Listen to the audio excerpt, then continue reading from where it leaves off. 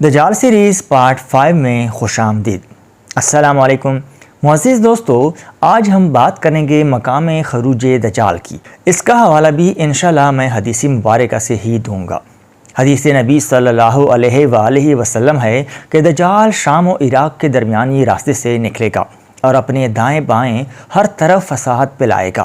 اے اللہ کے بندو، اس وقت ایمان پر ثابت قدم رہنا۔ ابن ماجہ کتاب الفتن باب فتنہ دجال و خروج عیسیٰ، حدیث نمبر 4077۔ پچھلے کچھ عرصے میں شام اور عراق میں جو قیامت برپا ہے وہ کسی سے ڈکی چھپی نہیں۔ افسوس کی بات یہ ہے کہ جن جنگوں کو ہم مال و دولت اور تیل کی جنگ کہہ رہے ہیں وہ اصل میں دجال کی جنگ ہے۔ شام و عراق کے درمیانی راستے سے نکلنے والا جھوٹا مسیحا دجال وہاں سے دوبارہ ایران کے علاقے اصفہان اور اصفہان میں ایک خاص مقام یہودیہ آئے گا اور اپنے لشکر سے جا ملے گا جو صدیوں سے اس کے انتظار میں ہے، جیسا کہ ذیل میں دی گئی احادیث مبارکہ میں روایت کیا گیا ہے۔ سیدنا انس بن مالک رضی اللہ تعالی عنہ سے روایت ہے کہ رسول اللہ صلی اللہ علیہ وآلہ وسلم نے فرمایا، دجال اصفہان کی یہودیوں کی بستی سے ظاہر ہوگا، اس کے ساتھ 70,000 یہودی ہوں گے، انہوں نے سبز رنگ کی شالیں کندھوں پر ڈال رکھی ہوں گی۔ مسند احمد جلد نمبر 12 حدیث مبارکہ 12983۔ حضرت انس رضی اللہ تعالیٰ عنہ رسول اللہ صلی اللہ علیہ وآلہ وسلم سے روایت کرتے ہیں کہ آپ صلی اللہ علیہ وآلہ وسلم نے فرمایا، اصفہان کے 70,000 یہودی دجال کی اطاعت کریں گے، ان پر سیاہ چادریں ہوں گی۔ رواہ مسلم مشکۃ المصابیح جلد نمبر 16، حدیث مبارکہ 5478۔ بعض روایتوں میں سبز رنگ کی شالیں اور بعض میں سیاہ چادریں منقول ہیں۔ میرے آقا نامدار صلی اللہ علیہ وآلہ وسلم پہ میرے ماں باپ قربان، 1400 سال پہلے فرمائی گئی سچائیاں آج حرف بحرف پوری ہو رہی ہیں، اور دجال کے انتظار میں 77,000 یہودی اس وقت ایران میں موجود ہیں، اور ایران میں یہودیوں کی تاریخ 3,000 سال سے بھی پرانی ہے۔ ان 77,000 میں سے 70,000 یہودی دجال کی پیروی کریں گے۔ ایران میں رہنے والے یہودی دنیا بھر میں موجود یہودیوں کے تمام قبائل میں سے سب سے اہم اور افضل سمجھے جاتے ہیں، جنہیں کئی بار اسرائیل میں آباد ہونے کی دعوت بھی دی گئی ہے، لیکن انہوں نے یہ درخواست مسترد کرتے ہوئے ایران کو ہی ترجیح دی۔ یہ بات ظاہر کرتی ہے کہ ایران میں یہودیوں کا اثر و رسوخ کتنا ہے۔ بعض مقامات پر اصفہان میں یہودیوں کی تعداد توڑی بتائی جاتی ہے کہ اصفہان میں 30,000 سے 33,000 یہودی اس وقت موجود ہیں۔ حقیقت میں آج سے ایک اشرہ پہلے یہودیوں کی تعداد 30,000 سے 33,000 تھی، جو کہ 2014 کے آخر میں 77,000 تک پہنچی، جس پر ایرانی یہودیوں نے باقاعدہ جشن بھی منایا۔ یاد رکھیے کہ اسرائیل میں اس وقت اصفہان کے ایرانی یہودیوں کی تعداد تقریباً 1,50,000 ہے۔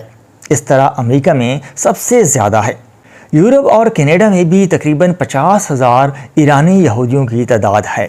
اس کے علاوہ ایران کے دوسرے حصوں میں ہمدان، اصفہان، تہران کے علاوہ شیراز میں بھی یہودی موجود ہیں، اور اسرائیلی حکومت اور آرمی میں ایرانی یہودیوں کا بہت زیادہ اثر و رسوخ ہے۔ اسرائیل کے سابق صدر موشی قاتساف بھی اصفہان کے یہود میں سے تھے۔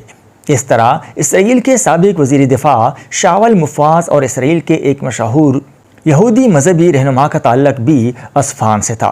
ایک اور روایت بھی ہے جس میں کہ سیدنا ابوبکر رضی اللہ تعالیٰ عنہ سے روایت ہے کہ رسول اللہ صلی اللہ علیہ وآلہ وسلم نے فرمایا، مشرقی جہت میں واقع خراسان نامی جگہ سے دجال نمودار ہوگا، اور ایسے لوگ اس کی پیروی کریں گے جن کے چہرے ڈالوں کی طرح چوڑے چپٹے ہوں گے۔ مسند احمد جلد نمبر 12 حدیث مبارکہ نمبر 12979۔ حدیث مبارکہ میں جس خراسان کا ذکر آیا ہے یہ خراسان ایک ہی ہے، افغانستان والا بھی اور ایران والا بھی۔ اکثر لوگ ان کو دو سمجھتے ہیں۔ اصل میں قدیم خراسان میں شمال مغربی افغانستان کا علاقہ شامل تھا۔ خراسان مشرق میں بدخشاں تک پھیلا ہوا ہے، اور اس کی شمالی سرحد دریائے جیہو اور خوارزم تھے۔ مختلف ادوار میں نیشاپور، مرو، ہرات اور بلخ اس کے دارالحکومت رہے، جبکہ مشرقی خراسان مائع ہرات شہر افغانستان کے حدود میں شامل ہیں۔ اس کے مشرق میں افغانستان، شمال میں روس، جنوب میں کرمان، سیستان اور مغرب میں اصفہان اور جرجان واقع ہیں، تو اس میں بھی خراسان ایران میں آتا تھا۔ یہ بھی ہو سکتا ہے کہ دجال کا خروج اصفہان میں ہو اور یہاں سے دجال اپنا لشکر لے کر شام اور عراق میں اپنی خدائی کا دعویٰ کرے۔ اصفہان ایران میں ہے اور جہاں دجال کے نکلنے اپنے لشکر سے ملنے کا ذکر ہے، وہ مقام یہودیہ کہلاتا ہے۔ آخری بات، جہاں خراسان کا ذکر ہے، زمانہ قدیم میں ایران بھی خراسان میں شامل تھا۔ میری کوشش ہے کہ جیسے یہودیوں کا بچہ اپنے مذہب اور آنے والے وقتوں کے متعلق معلومات رکھتا ہے، تو آپ سب کو بھی معلومات ہونی چاہیے۔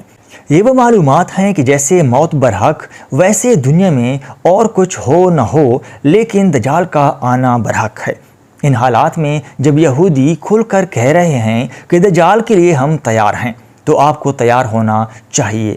یاد رکھیے، یہ مذاق نہیں ہے، انسانی تاریخ کا سب سے بڑا فتنہ ہے جس سے ایک شخص بھی بچ نہ پائے گا۔ انشاءاللہ اگلے پارٹ میں دجال خروج کے بعد کیا کرے گا اور دجال کی طاقت کے متعلق بات کریں گے۔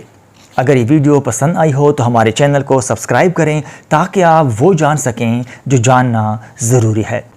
اللہ تعالی ہمارے ایمان کو مضبوط رکھے۔ اللہ حافظ۔